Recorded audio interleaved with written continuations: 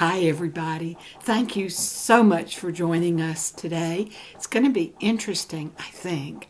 My name is Beth Gay Freeman, and here's my email. Beth Gay Freeman, it's bethscribble at AOL.com. Why bethscribble? I write and I paint, and scribble covers both of them pretty well. I also do a publication called Beth's Newfangled Family Tree, and you may get it for free.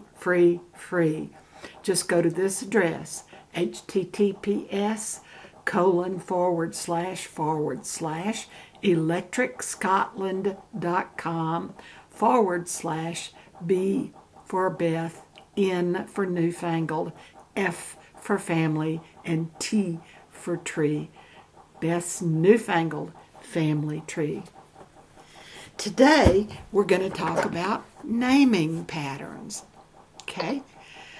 I'm sure a lot of people have never even heard of it, but it's something that has come down through the ages. Most ethnic and religious groups have their own unique naming pattern customs. Names are critical since they define an individual's identity, both within the family and the community. While a variety of factors play roles in naming practices, the most common are based on individual family traditions, religious beliefs, and ethnic customs.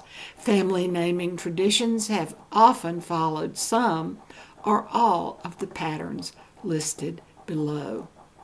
Now, the firstborn son is named for the father or the father's father.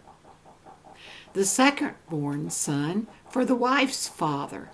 The third-born son for the father's older brother. Fourth-born son for the father's grandfather. First-born daughter for mother or the mother's mother or father's mother. Second-born daughter for the wife's mother. Third-born daughter for the wife's older sister, and fourth-born daughter for the mother's grandmother. Families with strong religious traditions or beliefs often name children after notable religious persons. The names often come from the Bible, the Torah, or the Quran. Catholics are famous for naming children after saints, while many Protestants often limit their names to the most famous of the 12 apostles. Jewish families often name children after the patriarchs mentioned in the Torah and the Old Testament.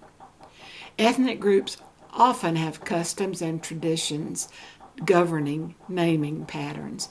Ethnic-specific how-to books usually offer detailed information on this subject.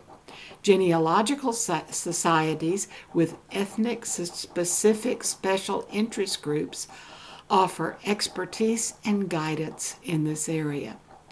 Ethnic-specific historical and/or genealogical societies are additional links for learning the cultural, geographic, economic, historical, religious, and linguistic factors governing naming patterns.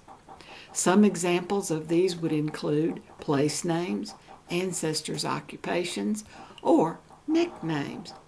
And while I've been saying this, I have suddenly thought I use Ancestry on the internet.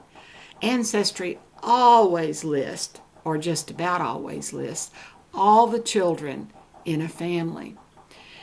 I'm thinking that what I'm going to do in a case or two, the first one I'll do in a case where I know who the ancestors of this family are, okay?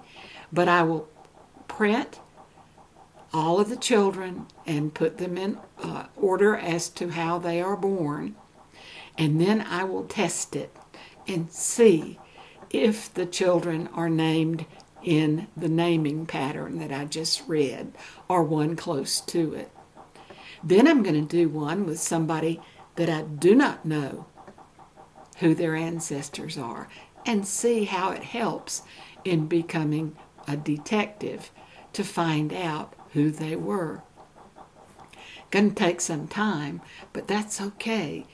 Genealogy knows no time limit, does it? Thank you so much for joining us today. As I do this, it's going to be Thanksgiving, so happy Thanksgiving tomorrow. Take care of yourself.